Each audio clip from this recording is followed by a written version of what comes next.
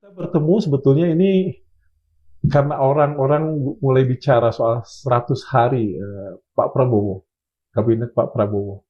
Nah, ada yang Suka kemudian, saya kalimat itu. ya, Kalimat itu berhenti pada Pak Prabowo ya, ya. Oke. betul.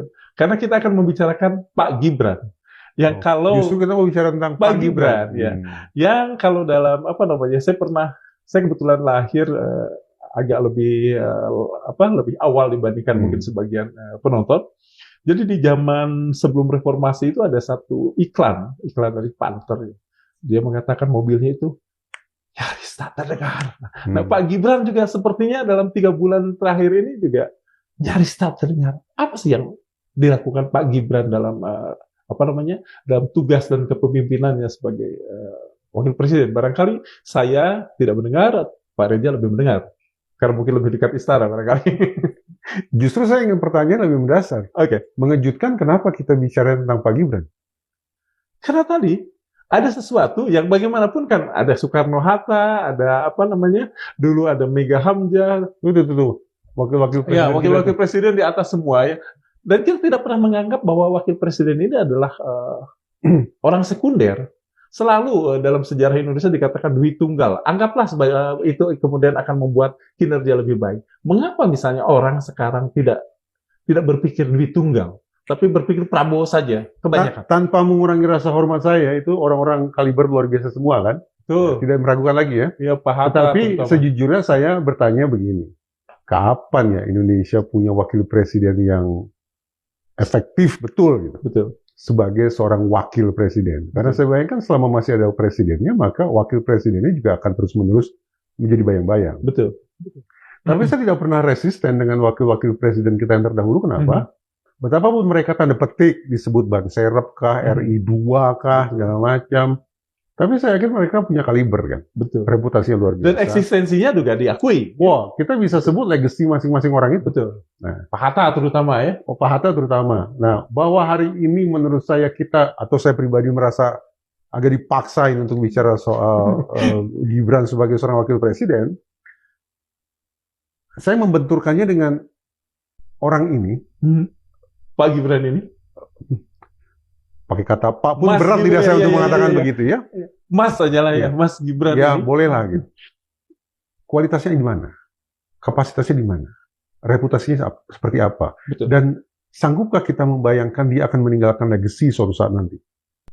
Keraguan-raguan saya, atau bahkan ketidakmampuan saya menjawab rentetan pertanyaan saya itu sendiri, yang membuat saya sesungguhnya enggan gitu, untuk katakanlah meninjau 100 hari pemerintahan Prabowo Gibran.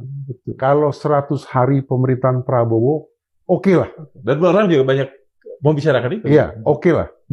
Tapi kalau ada kata Gibran di situ sebagai wakil presiden, ya, jadi saya tidak sedang menyinggung dia dari sisi pribadi ini. Iya. Saya keberatan berbicara soal itu. Karena subjektif dan objektif. Subjektif dulu ya.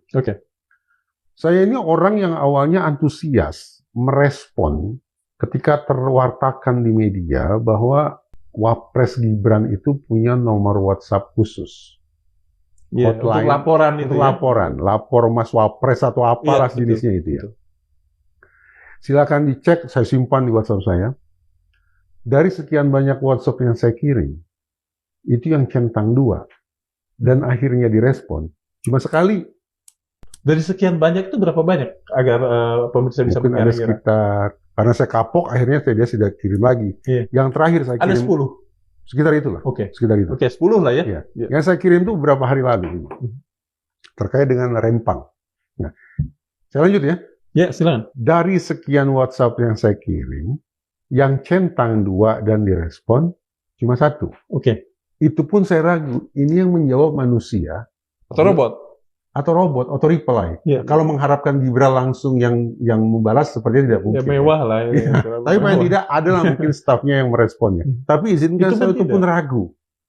Ragu apakah benar ini manusia bernyawa yang merespon WhatsApp saya, atau mesin belaka yang entah mau diapakan pula WhatsApp saya itu. Selebihnya, pesan-pesan WhatsApp saya yang lain, centang 1 sampai sekarang. Berapa menit lalu nih, saya cek, masih centang 1. Seorang teman yang jago IT mengatakan itu tanda bahwa Anda diblokir. Benar nggak ya? Centang satu itu diblokir. Kalau perkiraan saya bukan diblokir. Tidak dibaca? Tapi tidak kunjung diaktifkan nomor itu. Oh. Sehingga sekian banyak WhatsApp, baik dari saya maupun dari orang-orang lain, itu teronggok begitu saja. Sementara aplikasi WhatsApp itu, atau bahkan mungkin handphonenya itu tidak diaktifkan. Teronggok begitu saja, sampai kadaluarsa, sampai basi, sampai kemudian mungkin menghilang sendiri. Dan orang kemudian seperti yang dialami oleh Mas Reza, kapok sendiri ya? Akhirnya saya kapok. Saya cobalah lewat WhatsApp. Seperti itu hasilnya. Kemudian saya coba lewat email. Ada alamat emailnya. Sampai hari ini pun tidak dibalas juga. Tidak dibalas. Bahkan auto reply pun tidak ada. Lebih parah kan berarti? Iya. Satu-kesatunya email yang saya kirim cukup panjang memang isinya. Jadi ngapain, maaf nih kalimatnya ya. Jadi untuk apa sebetulnya ini apa namanya saluran ini, kanal ini dibuat kalau misalnya kelihatannya seperti itu? Ya tahu saya. Ini hanya sekedar untuk mencoba meyakinkan publik bahwa Gibran bekerja, barangkali bekerja, punya inisiatif untuk membangun kanal komunikasi dengan masyarakat. Tetapi ya jangankan bicara solusi, bicara tentang bagaimana kemudian Istana Wakil Presiden Gibran itu menanggapi laporan pun menurut saya tidak baik, gitu ya. Nah, email tadi juga tidak dibalas. Kemudian saya coba yang ketiga nih. Kabarnya kan kita bisa datang langsung ke Istana Wakil Presiden. Kuota 50 pelapor per hari. Saya cobalah. Saya mulai daftar. Di situ ternyata ada menu. Tanggal berapa, bulan berapa, tahun berapa, saya punya kesempatan untuk menyampaikan laporan langsung. Nah, kebagian berapa? Kalau sampai 2026, udah penuh. Slotnya udah penuh. Saya nggak tahu tuh, apakah memang ditutup ataukah memang sudah penuh. Iya. Semua pertanyaan ini lagi-lagi tidak terjawab. Tadi saya bicara tentang legacy, tidak terjawab. Sekarang bicara tentang, oke, saya coba berkomunikasi dengan Wakil Presiden, juga tidak terjawab. Caranya seperti apa? Itu subjektif ya, pengalaman saya pribadi nih. Nah, sementara kalau secara objektif, patokan saya adalah pada pemberitaan di website Wakil Presiden.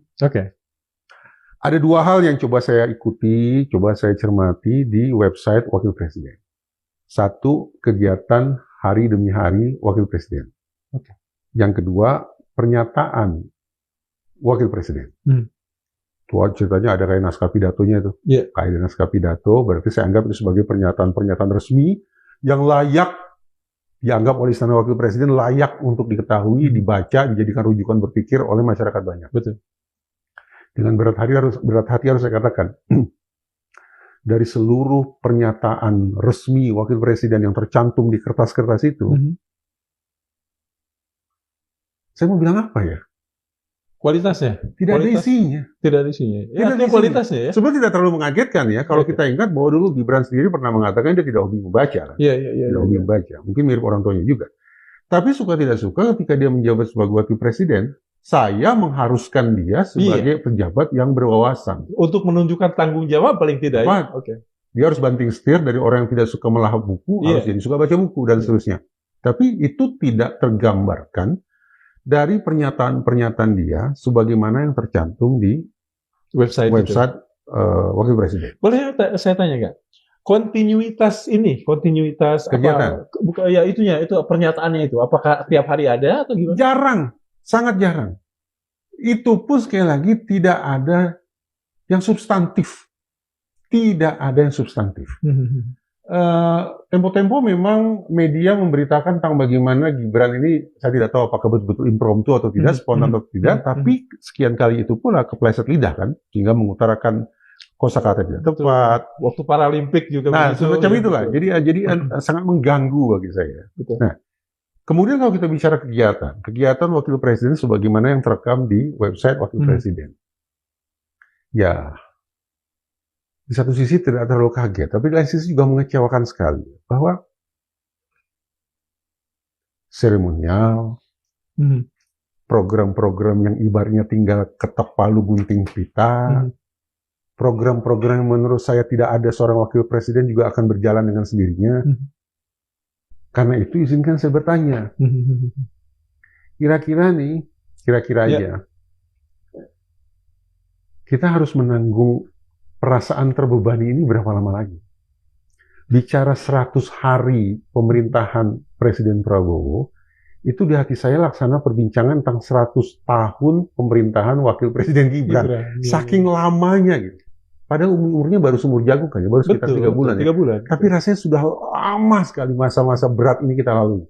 Gitu Kang Darmawan. Oke, begini, sebetulnya saya agak takjub juga ya dengan katakan sajalah apa yang ditemukan oleh Mas Reja di pengalaman itu. Gini, karena bagaimana lagi ya? Saya ngecek lagi ya. Siapa tahu ada email balasan juga dari. Jadi saya bertanya nih, saya tulisin ya.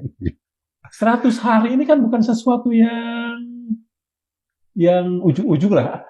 Semua orang tahu, setiap kepemimpinan itu selalu diukur. Mengapa misalnya Gibran tidak mempersiapkan diri untuk sesuatu yang jelas-jelas akan dipelototin orang? Anggaplah 100 hari itu adalah masa bulan madu ya. Sekaligus masa euforia. Yeah.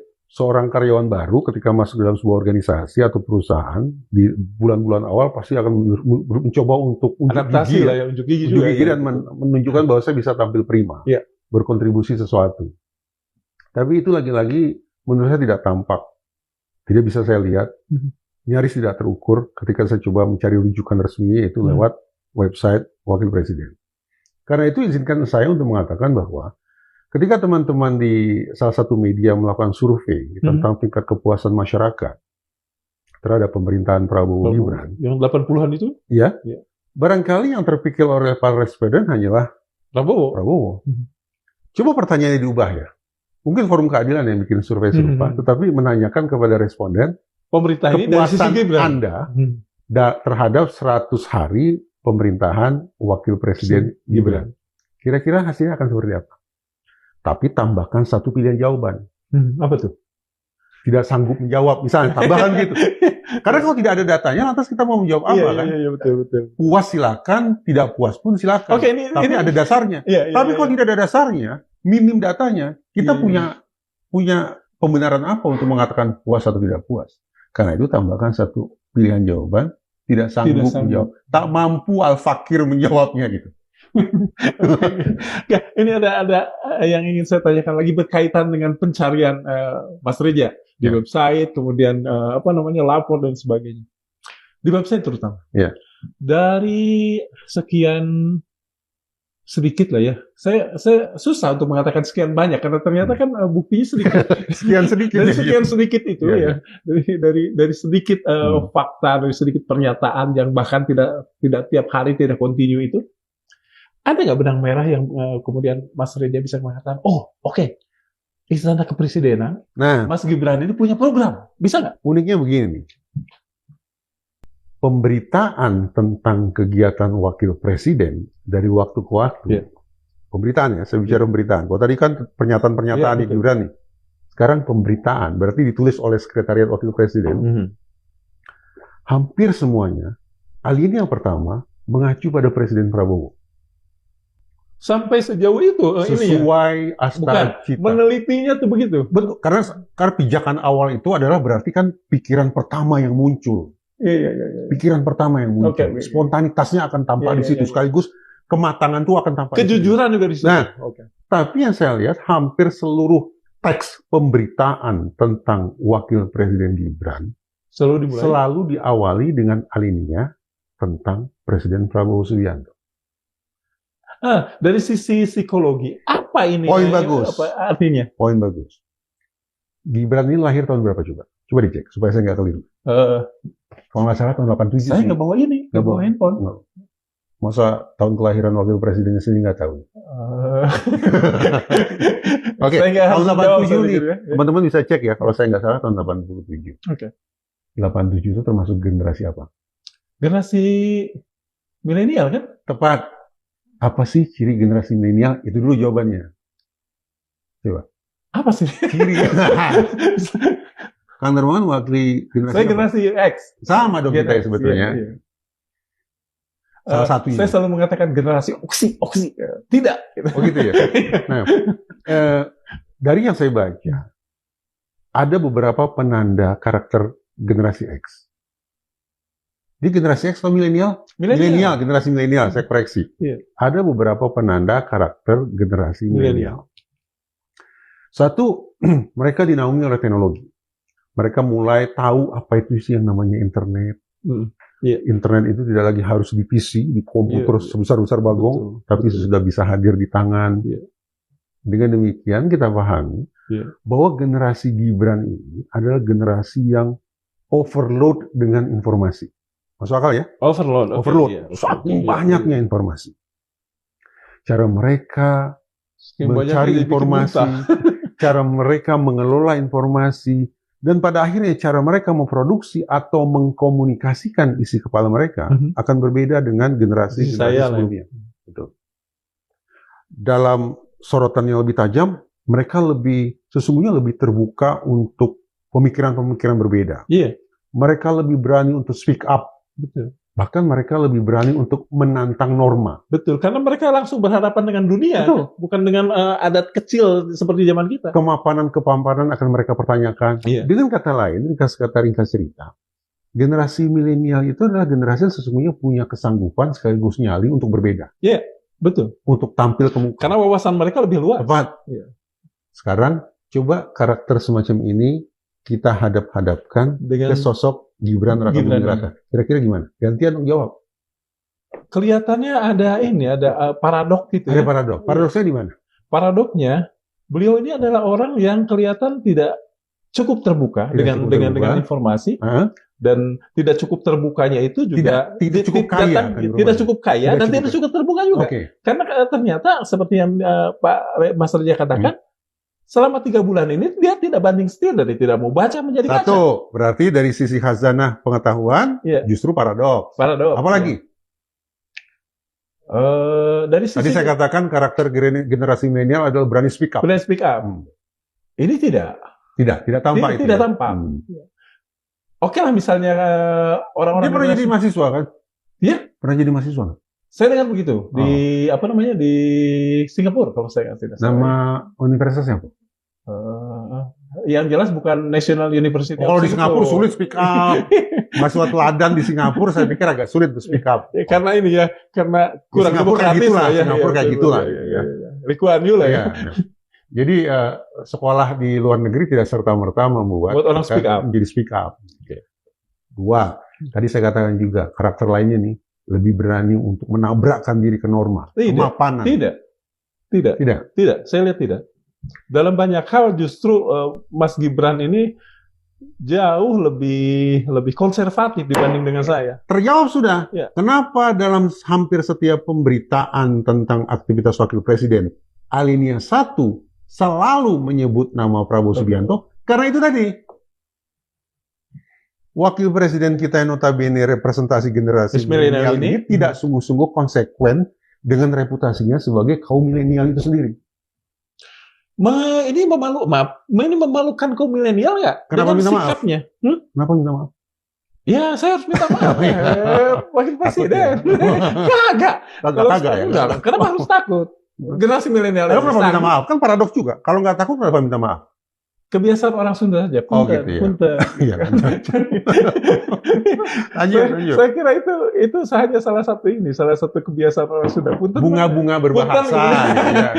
Bunga berbahasa. Lanjut. Sampai mana tadi? Sampai sangat konservatif ya. Tapi menurut saya maaf ya, saya terkenang. Kalau dikatakan generasi milenial itu terbuka terhadap informasi, kaya akan informasi, dan itu menurut Kang Darmawan tidak tampak pada Gibran. Tampak tidak pada Fufu Fafa.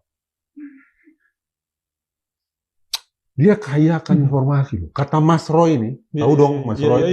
Roy Suryo lah, ahli telematika. Coba selesaikan kalimat saya. Menurut Roy Suryo, 99,9% Fufu Fafa adalah nggak berani ya ngomong. Bukan, nggak tahu saya. Nggak tahu. Oke, udah lupakan. Kata dia nih, kata Mas Roy Suryo, Fufu Fafa ini orang yang sangat suka browsing. Terutama, kalau ini saya tahu. Terutama pada daerah-daerah itu. Apa itu tuh apa? Coba yang eksplisit. Pada daerah-daerah yang dulu ada film-film Indonesia yang disebut apa? Tahu dong generasi ini Ero pasti tahu. Iya, seputar dan paha apa namanya? Iya, iya. Apa disebutnya? Seputar dan Kalau nggak salah Forum Keadilan ini kan juga apa ya? jaya ketika Ya pokoknya daerah-daerah itulah. Eni Ero juga sedang mencapai puncak kemasannya kan ya. Betul. Nah, jadi ya katanya nih kata Saya Mas pernah menulis soal Eni Rosulio, Ero.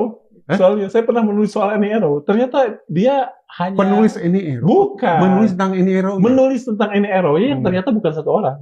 Tapi itu di luar itu lah. Yang kita angkat kan tadi, iya, saya sampai Rosulio mengatakan bahwa Fufu Fafa ini kaya akan informasi. Berkat terutama kegemaran dia browsing menjelajah dunia maya.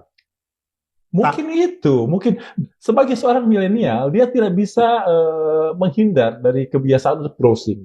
Tapi minatnya memang di sana. Bagaimana kalau gitu?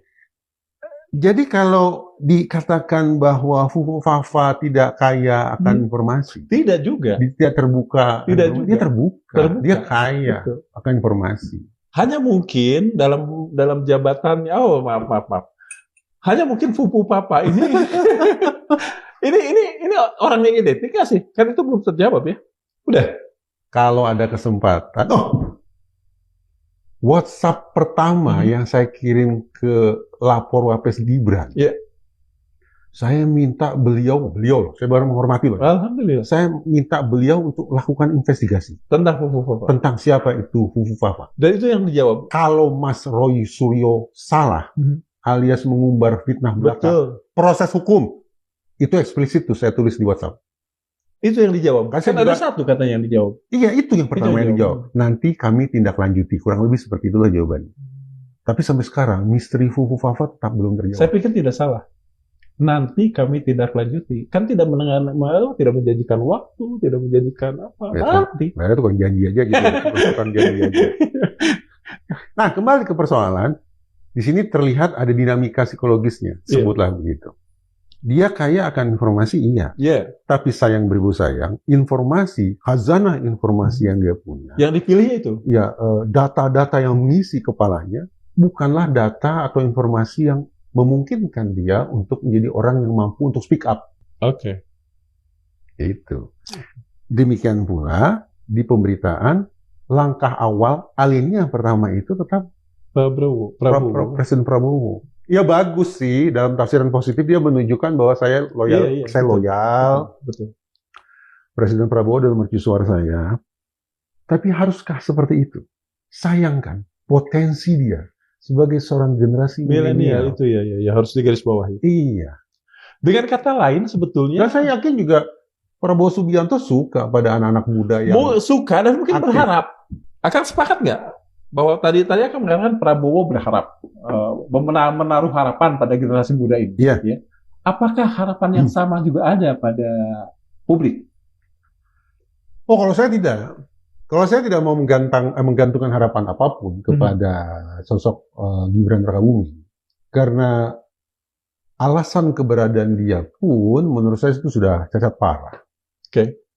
Ya kita sudah tahu lah, ini hanya nostalgia, kenangan yang tidak menyenangkan tentang bagaimana Mahkamah Konstitusi akhirnya meloloskan, memberikan karpet merah kepada siapapun yang pada akhirnya dimanfaatkan oleh Gibran untuk maju di pelataran kontestasi demokrasi Indonesia. Bagi saya itu cacat yang amat sangat parah. Ada yang menyebut sebagai anak haram konstitusi, dan seterusnya. Alhasil bagi saya, untuk apa kemudian saya menggantungkan harapan kepada sosok semacam ini? Saya kira ini yang tepat sebetulnya. Tapi kan tidak semua. Saya katakan tepat begini. Saya pernah membaca ada satu naskah drama dari pujangga Inggris William Shakespeare. Shakespeare bilang begini, harapan itu adalah akar dari segala luka hati. Jadi kalau Mas Rega tidak menaruh harapan apapun, insya Allah tidak akan ada luka hati harusnya. Jadi semakin banyak kita berharap, semakin besar pula kemungkinan kita terlukai. Tapi persoalannya, mana mungkin warga negara Indonesia yang punya banyak keperluan tidak menaruh harapan terhadap pemerintahnya? Di pembukaan, saya bukan jago politik tapi seingat saya di pembukaan UUD 45 sudah ada impian-impian. Betul. Sudah ada harapan-harapan. Betul. Sudah ada tujuan-tujuan yang apa yang bisa, gini deh. Saya percaya bahwa mesin manusia itu kan dihidupkan oleh harapan. Kalau tidak ada harapan pada diri manusia, ya punten ya. Ya mendingan ngapain sih ngeramein dunia tidak jelas kalau dia tidak punya harapan kan begitu. Persoalannya kemudian apakah ini tidak disadari oleh Mas Gibran bahwa dia sebetulnya punya beban sekian juta harapan dari publik. Setiap generasi kan punya karakteristiknya masing-masing ya. Okay. Baby boomer tuh begini, generasi X tuh begini dan seterusnya dan seterusnya. Sekarang mari kita coba lihat komposisi kabinet Presiden Prabowo ini berdasarkan kategori generasinya. Betul. Ada baby boomer juga di sana. Betul. Ini ada catatan, anggota kabinet itu ada 48 orang. Dari salah satu portal berita online, terdata 48 orang. Ini belum yang lain-lain. Iya, betul. Dari 48 orang itu, 13 diantaranya adalah baby boomers. Berarti 27%. 27%, ya. Generasi X, 70,83%. Ada Budiman dan lain-lain. Usia kita. Ya, betul. Usia kita. Usia yang identik dengan bagaimana menggulingkan Presiden Soeharto, gitu kan ya. Betul. Yang masih mengalami menduduki gedung kura-kura. Betul. Dan masih mengalami di masa-masa SD-nya itu mungkin gelap, belum ada listrik. Ya, mengenal era Porkas SD gitu ya.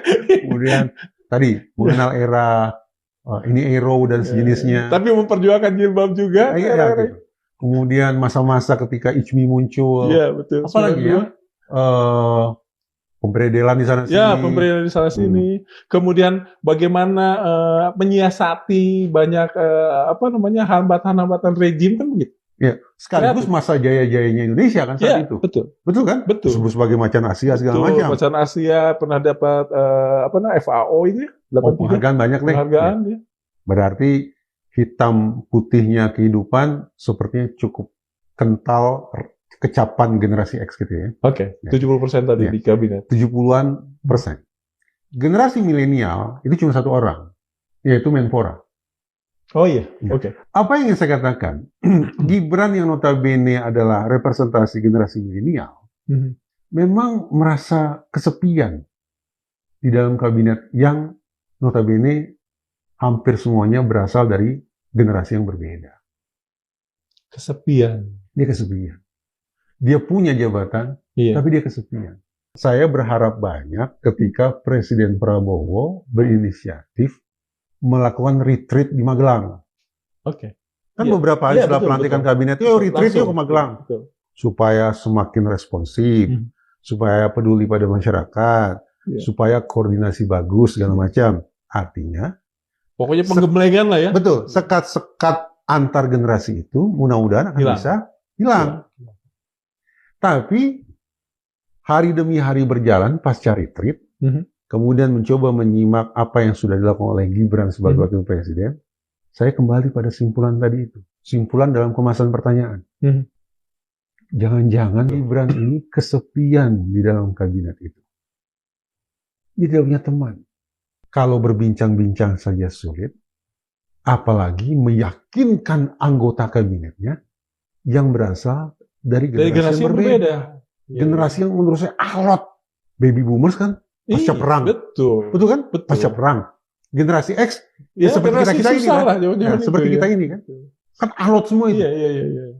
Itu yang harus dipimpin oleh seorang Gibran. Yang milenial. Orang nomor 2. Dalam kurung generasi milenial. Berat kan? Iya. Jadi wajar kalau dia tidak efektif. Alhasil, kita harus kasihan. Ini kan bukan ibaratnya Siti Nurbaya yang dipaksa kawin. Gibran kan memasuki tampuk itu bukan karena dipaksa. Paling tidak demokrasi kita yang justru demokrasi kita yang menyilahkan. Kita nggak tahu apakah memang ada paksaan dari seseorang atau dari satu kekuatan yang kemudian sementara Gibrannya sendiri sebetulnya tidak merasa oke. Paling tidak dari 3 bulan pertama ini kita tidak menunjukkan bahwa dia happy. Orang happy akan terlihat pada pekerjaannya. Bagi saya, perdebatan apakah Gibran sukarela atau dipaksa untuk menjadi wakil presiden tidak lagi penting. Relevan, tapi tidak lagi penting.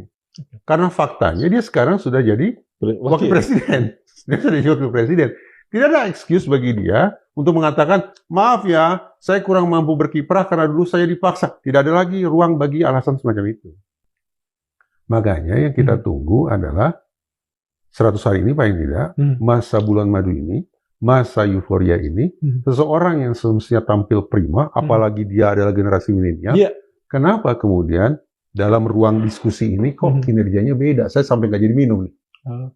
Saya udah mau minum, nggak jadi minum. Saya minum berkali-kali malah. Lanjut. Banyak kesempatan buat saya. Gini, begini, Gibran, kalau kita bicara Gibran, kan bicara Wapres. Bicara Wapres, bicara institusi. Artinya ketika kita bicara kinerja Gibran, itu sebetulnya bukan kinerja seorang Gibran. Aksi. Iya, betul. Iya kan? Betul. Di sana ada orang-orang yang mengelilingi. Ada tim. Yang harus kita asumsikan manusia-manusia terpilih dong. Terpilih, dan yang soal terpilihnya mungkin oke lah ya, pasti itu terpilih ya. Terpilih lah ya, paling tidak dia dipilih. Ya, terpilih. Siapa sih misalnya orang-orang di sekitar misalnya gini, saya tidak tahu, tapi satu kalau dulu ya Kiai Maruf yang mengemuka saat ini kan adalah di sana ada kepala semacam kepala komunikasi atau apapun namanya, Mbak Tina Talisa. Tina Talisa. Iya, maksud saya ya kita juga ketika mempertanyakan Gibran karena ada Mbak Tina di sana salah satunya. Kan artinya kita mempertanyakan juga efektivitas. Justru pertanyaan saya balik nih, apa yang membuat seorang Tina Talisa membawa acara TV yang sangat tenar itu mau bergabung? Iya. Ya kayaknya memang salah ya kalau bertanya pada saya. Karena begini, karena saya juga ingin bertanya. Akhirnya kan pertanyaannya, kalau ternyata kehadiran seorang Tina Talisa tidak berkontribusi banyak, betul, bagi ya misalnya lah komunikasi politik atau eksistensi seorang Gibran sebagai wakil presiden, itu kan bukan merupakan isian kurikulum vitae yang bagus untuk Tina Talisa. Jadi sebuah pertaruhan yang menurut saya amat sangat mahal juga. Siapa lagi? Selain Tina Talisa, siapa lagi? Tapi saya tidak terus sepakat dengan itu. Karena kurikulum vitae itu kan kadang-kadang cuma dibaca begitu saja tanpa kemudian orang kemudian berpikir, kan cuma begini ya, Darmawan pernah sekolah di sini, tidak pernah kemudian di sana dikatakan sekolah di sini dengan IPK berapa, enggak gitu. Orang tidak tahu IPK saya yang hancur misalnya, atau bagus misalnya, kan tidak tahu. Jadi permukaan-permukaan aja. Gitu. Barangkali ada sementara orang yang kemudian tidak acuh juga dengan itu. Ngomong-ngomong, kalau misalkan Darmawan besok pagi dikontak, ini Gibran, jadi anggota Setwapres yuk, gitu. Sekretariat Wakil Presiden. Dengan kinerja seperti itu, saya harus mengatakan harus mau siapapun. Bukan saya pertanyaannya. Iya. Kalau orang itu punya tanggung jawab. Kalau Kang Darmawan bergabung ke dalam Setwapres, jadi tangan kanannya Gibran, apa yang akan Kang Darmawan lakukan? Kalau saya ini kan menangkap dalam obrolan ini, Kang Darmawan kan tidak puas ya punya wapres yang menjadi Gibran. Betul. Meskipun itu pertanyaan saya, saya kan yang bertanya. Sekarang eranya saling lempar tanggung jawab, nggak apa-apa. Lantas apa yang akan coba Kang Darmawan lakukan? Saya tentu inginlah agar ini bersinar. Gibran bersinar. Bagaimana kemudian kalau kata anak-anak sekarang menyala gitu ya. Jadi saya sendiri tidak tahu harus gimana saya untuk membuat dia menyala. Mengapa? Karena saya tidak tahu juga persoalan internalnya. Pertanyaan saya ubah deh. Harus ini dulu, harus tahu. Ini ibaratnya wawancara, harus nyala. Ibaratnya wawancara kerja ya. Iya, siap. Saya jadi Gibran, ibaratnya nih. Siap. Ini berarti sekarang kita konteks perbincangannya positif loh, konstruktif loh. Kita sedang mencoba berbagi gagasan ke wakil presiden agar efektif kan gitu ya. Supaya aman datang juga. dari rasa tanggung jawab kita ini. Sama-sama naik kendaraan umum kan, supaya aman perjalanan kita pulang.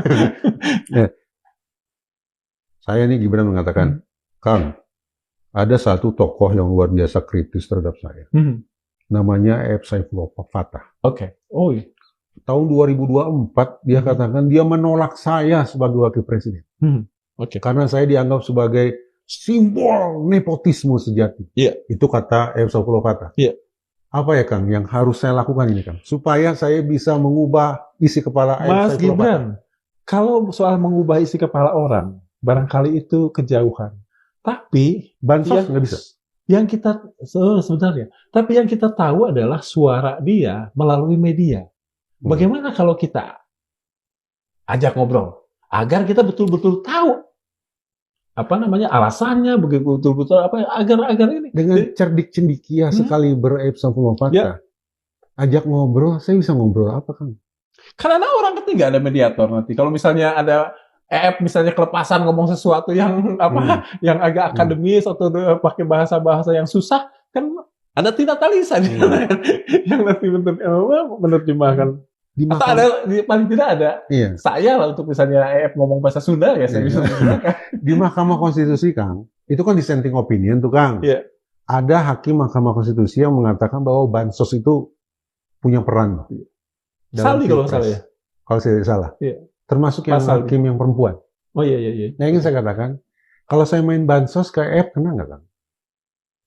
Main bansos? Bansos. Tentu bansos isi kantongnya beda dong.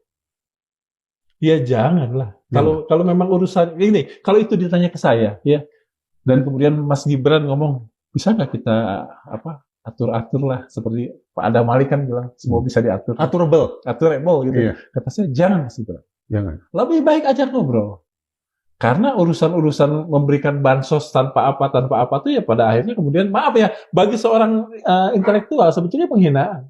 Ngobrolnya di ruang tertutup atau dalam sebuah forum seminar atau debat? Enggak, dalam ruang tertutup saja. Karena kita ingin tahu lebih detail, lebih esensial, lebih apa, bukan untuk debat. Untuk ini aja, untuk bisa membuka. Kalau perbincangan atau obrolannya di ruang tertutup, nggak bisa saya viralkan. Nggak bisa diviralkan. Ini hari ketika pencitraan juga penting. Nggak. Kalau menurut saya pencitraan penting ya, dan mungkin Gibran juga dapat banyak soal itu dari sang ayah gitu ya. Warisan ajaran soal itu. Tapi demi sesuatu yang lebih besar jangan dulu itu deh. Kalau urusannya tanya aja dulu apa sebetulnya yang ada. Gini, ketika ngomong seperti itu dan kita percaya itu datang dari tanggung jawab dia pasti punya apapun solusi. Sudah jelas, Kang. Dia menolak saya karena menganggap saya ini simbol nepotisme. Ya, tapi kan kita tadi udah mengatakan bahwa sejarah itu kan berjalan lurus. Tidak mungkin bukan tidak mungkin pada saat ini misalnya ya tidak mungkin lagi membalik kecuali misalnya mengganti. Maaf. Kok jadi saya yang banyak? Kan jurnalis senior. Gitu. Saya kan anak kemarin sore. Saya tidak pernah saya tidak pernah suka disebut jurnalis senior. Tahu kenapa? Kenapa? Tidak berbanding lurus dengan amplop nggak? Bukan. Saya dulu pernah di Tempo. Dan jurnalis senior di Tempo itu ya senior orang tua. Saya merasa saya mudah-mudahan selalu muda lah. Jadi kata-kata jurnalis senior itu ya pernah saya cantumkan. Jadi untuk menaklukkan hati seorang Ayub Saifullah Fatah, cukup ngajak dia ngobrol di ruang tertutup. Itu entry point. Kita tidak tahu, tapi itu tuh gini. Itu akan membuat langkah-langkah kita untuk bukan menaklukkan, untuk membuat sesuatu yang lebih baik antara Gibran dengan terjadi. Ada nggak kemungkinan? Ada nggak kemungkinan? Tak kenal maka kata sayang. Ada nggak kemungkinan bahwa Pak Prabowo ini mendudukkan Gibran sebagai pasangannya adalah dalam rangka kaderisasi kepemimpinan? Barangkali dengan asumsi 5 tahun dari sekarang. Kalau ada. Gibran akan lebih matang. Kalau ada.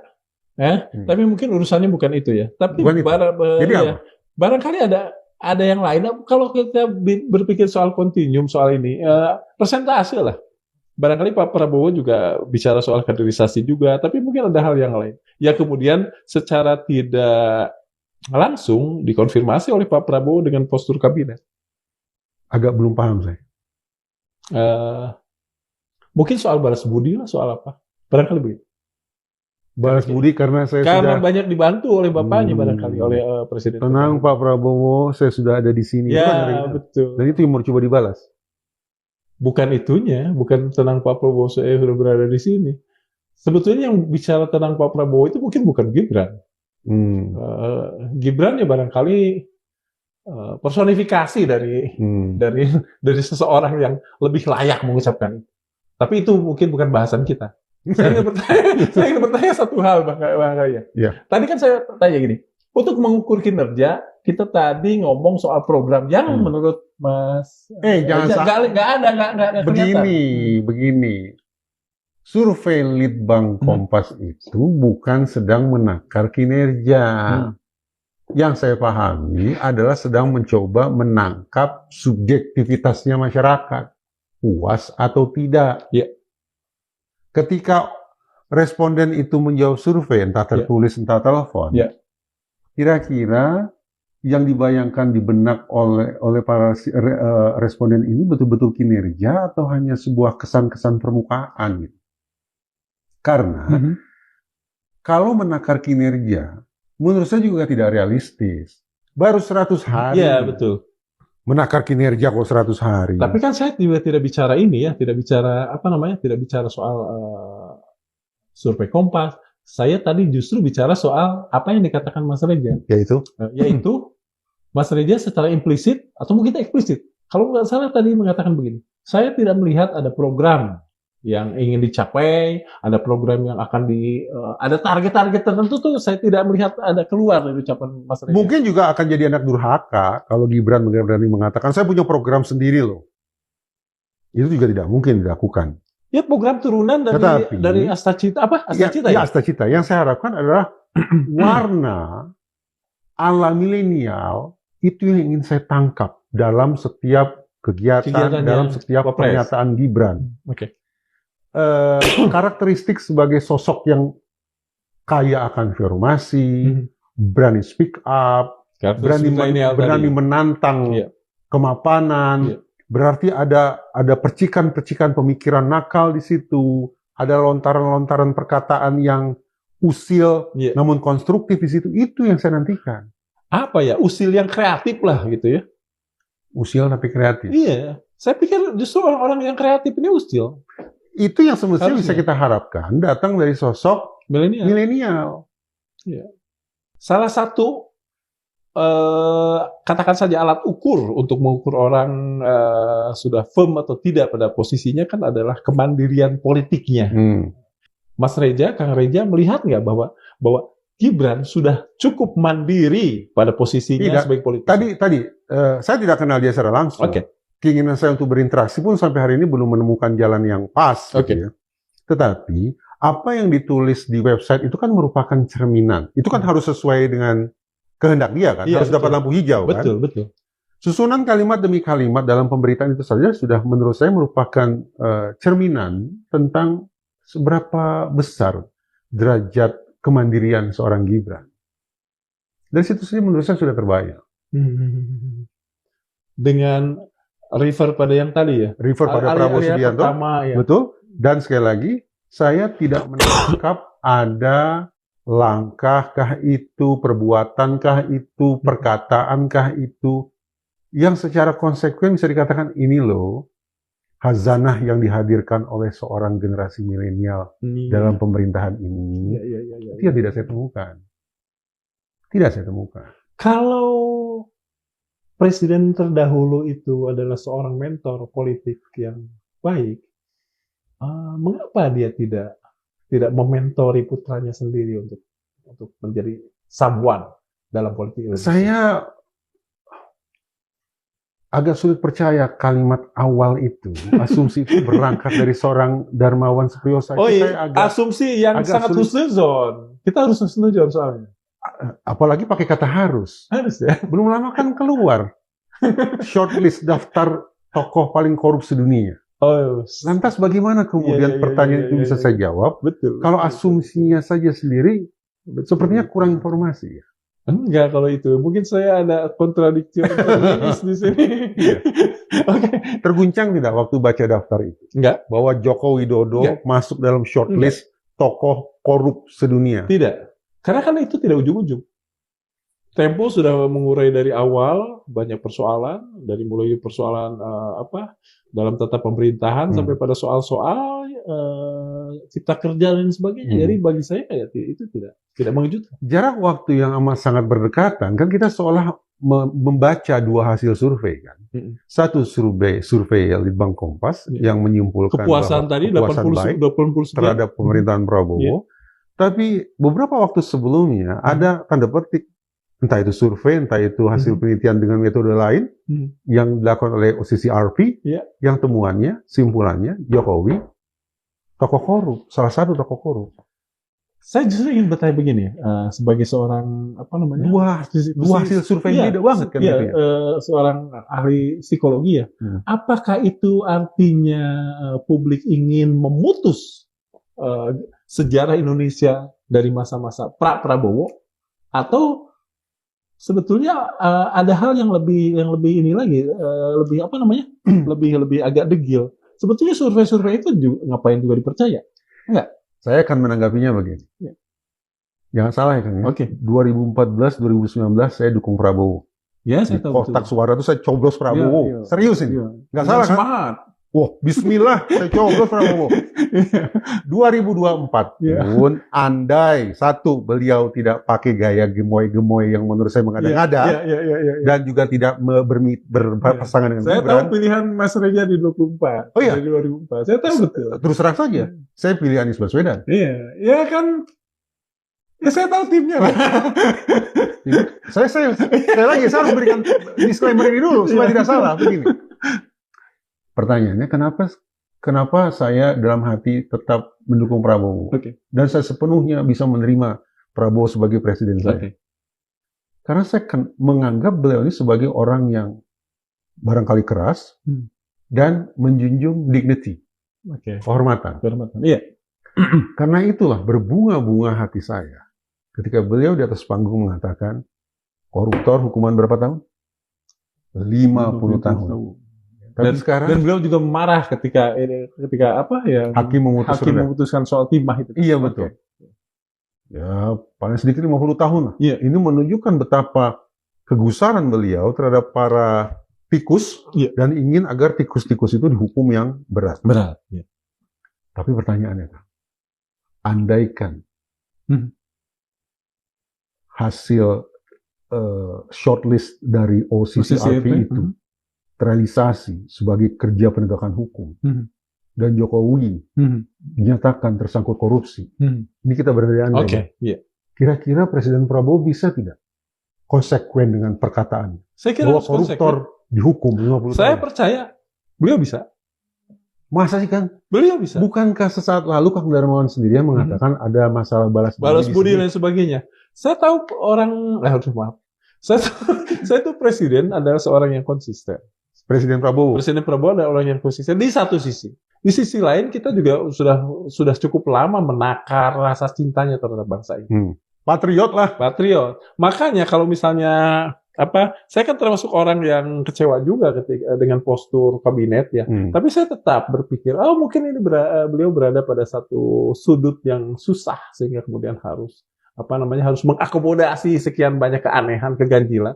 Tapi kalau menurut saya, dan itu akan beliau buktikan, entah ya mungkin dalam beberapa waktu ke depan yang apa yang harus otoritas penegakan hukum kita, wabil khusus lembaga pemberantasan korupsi lakukan memeriksa lah terhadap daftar OCCRP itu?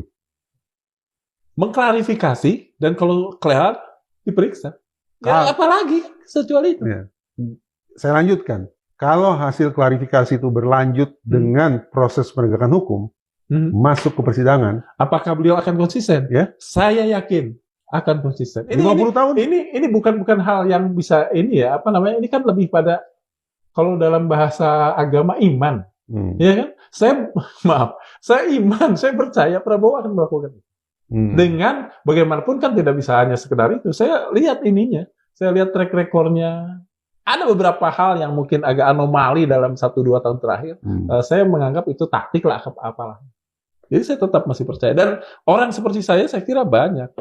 Ya, Mas Reza juga kadarnya entah banyak atau sedikit masih tetap mempercayai itu kan. Iya. Lalu? Kembali ke soal tadi. Ke soal apa ya? Nah ini, gini. 100 hari. Gibran. Antara ada dan tiada. Nyaris tak terdengar. Fata Morgana. Soal ini. Ini kan bagaimanapun yang namanya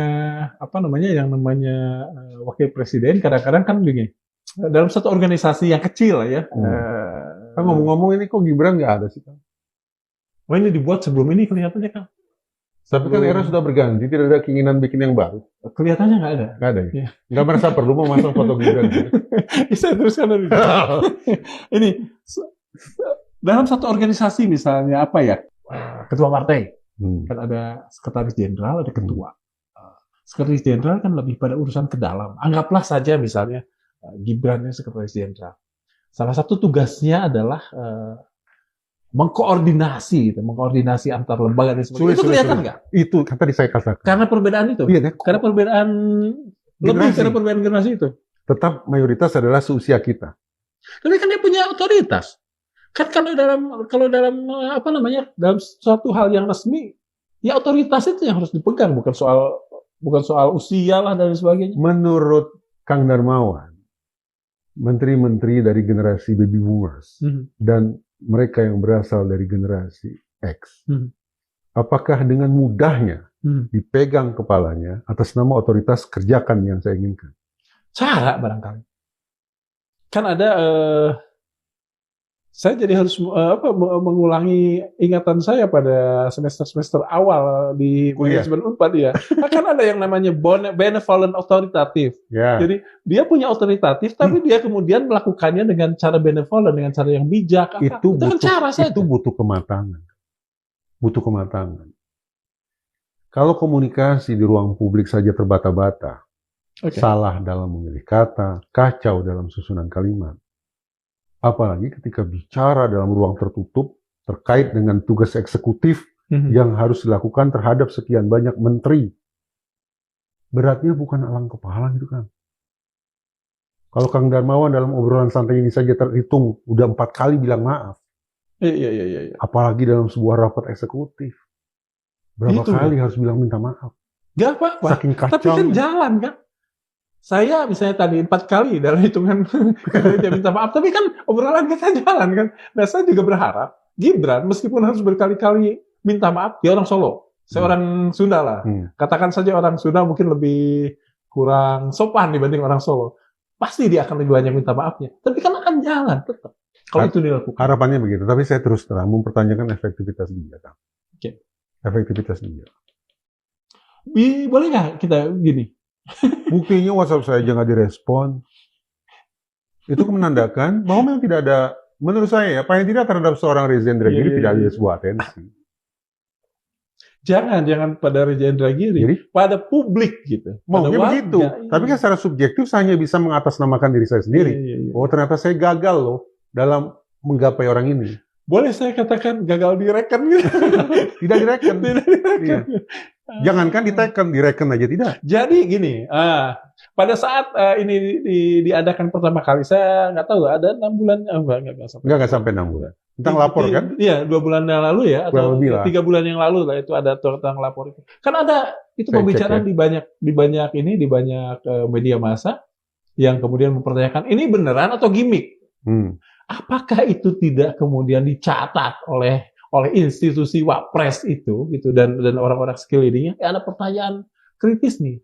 Ini beneran atau gimmick? Kalau sepertinya yang Pak Reza alami itu dialami oleh banyak orang, kan kemudian firm orang akan mengatakan bener lah ini gimmick aja. Perkiraan saya, siapapun yang menggagas layanan pengaduan Wapres Gibran ini tidak cukup cermat untuk menghitung bahwa Wapres Gibran ini punya banyak loopholes, punya banyak lubang-lubang. Dalam isu Fufu-Fafa, lubang. Nah, dalam isu Paman Usman, lubang juga. Dalam isu apa lagi? Perusahaan-perusahaan dia yang mendapatkan investasi miliaran itu dan tidak jelas juga. Lubang. Apa lagi? Belum lagi utang-utang terdahulu. Bukan utang turunan lah ya. Zaman dulu ada masalah mobil apa? SMK. Tidak import. Nah, loophole semacam itu sepertinya agak luput diperhitungkan. Sehingga secara lempeng-lempeng saja diadakanlah nomor ini. Nomor yang justru dimanfaatkan sekian banyak orang untuk mempertanyakan itu. Untuk menyerang loopholes itu. Kenapa? Akhirnya kapok sendiri. Perkiraan sebelum apa-apa sudah kena skakmat gitu ya. Tapi kan tidak bisa begitu. Maksudnya tidak bisa begitu saja kemudian membuat program ini, membuat lapor Mas Gibran ini seolah-olah kerakap tinggal di batu itu. Itu sebabnya di akhir November. Oh ya, saya kirim pertama kali WhatsApp tanggal 11 November. Di akhir November Karena WhatsApp saya tidak kunjung ada respon susulan, cuma 1 kali. Terima kasih atas laporan Anda. Kami akan segera merespon laporan Anda. Sudah gitu ya. Di akhir November saya menyampaikan usulan.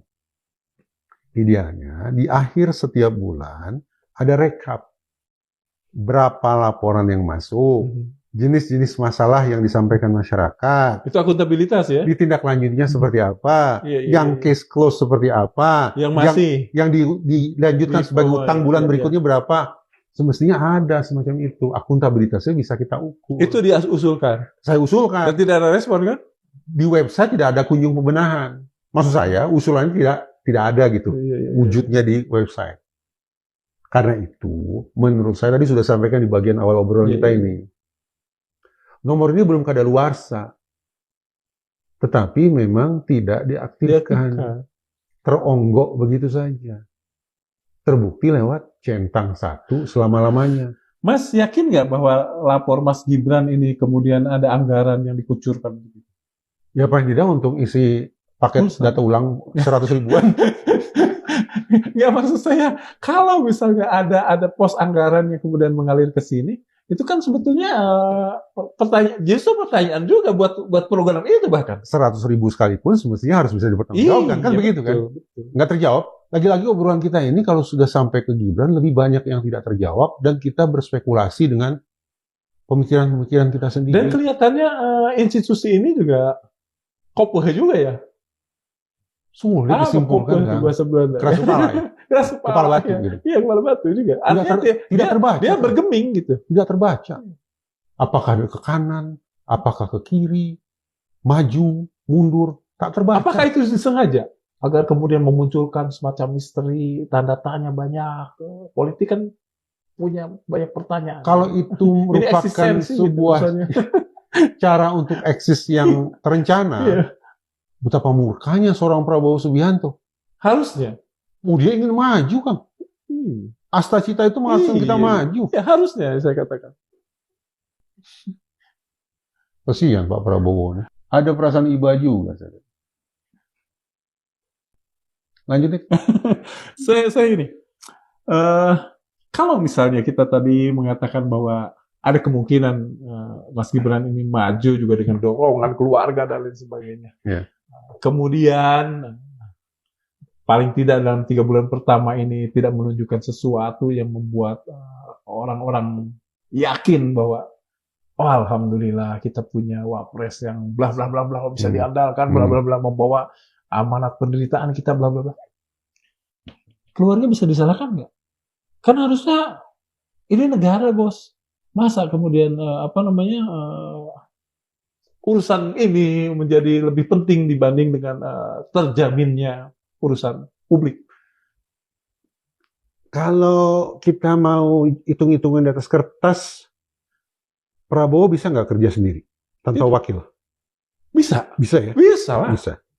Jadi Prabowo Subianto bisa dong memilih jalan demi efisiensi anggaran, gitu kan? Agar kemudian duri dalam daging bisa keluar, kerikil dalam sepatu bisa dibuang. Prabowo Subianto bisa dong meniru gaya B.J. Habibie. Iya.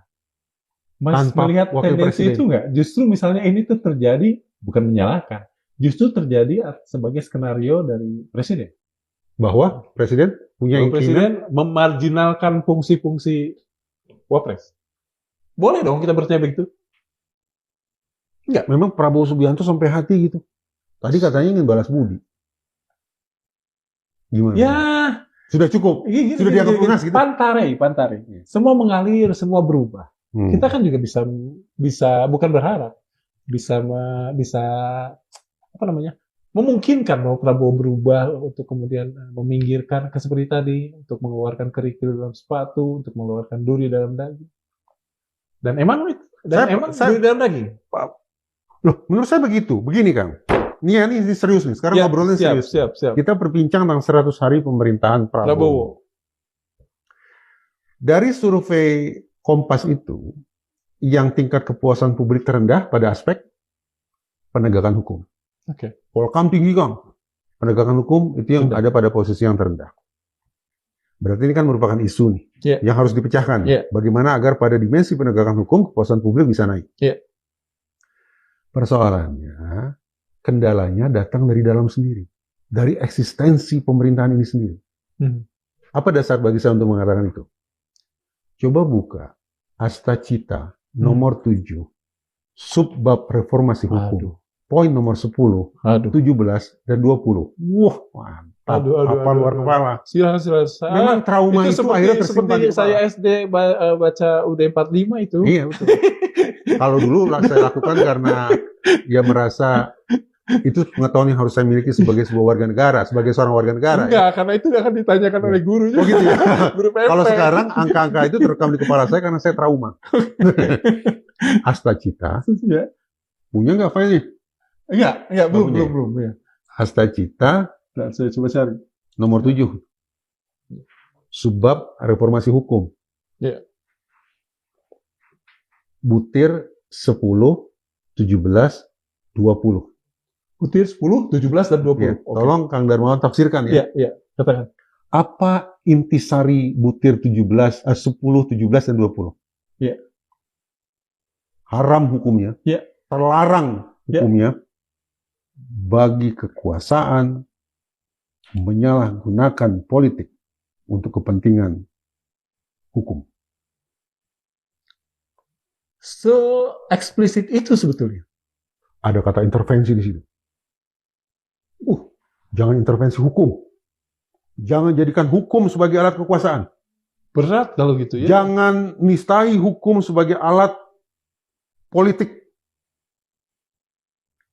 Butir 10, 17, 20. Berat tidak untuk direalisasikan oleh berat, Pak? Kenapa berat? Ya, kita lihat faktanya. Nah, yang tadi kita perbincangkan. Putusan MK itu apa coba? Putusan MK yang pada sisi lain menjatuhkan sanksi etik. Pelanggaran etik berat kan? Iya. Terhadap Paman Usman. Berat sebetulnya. Itu apa artinya? Pemanfaatan hukum untuk politik. Betul. Kekuasaan. Mengintervensi hukum untuk kekuasaan. Bisa nggak Pak Prabowo? Gini, bisa nggak itu berlaku surut lah katakan kalau dalam hukum? Pak Prabowo kemudian membenahi itu. Asta Cita itu adalah visi dan misi Presiden Prabowo. Yang saya bayangkan disusun untuk dia realisasikan 5 tahun ke depan. Oke. Anasir-anasir yang dianggap sudah merepresentasikan intervensi politik terhadap hukum, pemanfaatan hukum untuk politik, harus bisa dibersihkan dalam 5 tahun ini. Dalam waktu 5 tahun ini. Oke. Jadi artinya, ini menutup ini ya, agak menutup pembicaraan kita, karena ternyata sudah 1 jam. Sebetulnya Pak Prabowo memberikan harapan buat kita. Saya ingin mengatakan itu janji. Itu janji dan harapan. Tapi ya, janji yang kemudian membuat kita harapan. Meskipun ini kan dilematis soal harapan ini. Kalau tadi refer ke William Shakespeare, kalau kita banyak berharap kan akan terlukai pada akhirnya. Tapi ya mudah-mudahan Pak Prabowo bisa menunaikan janji itu. Karena al-wa'du dainun kalau saya tidak salah. Janji adalah hutang. Jadi kita akan minta pembayaran utang dari Pak Prabowo ini 5 tahun ke depan. Beliau akan tetap saya pandang sebagai sosok yang menjunjung dignity. Amin. Ketika beliau merealisasikan janji. Amin.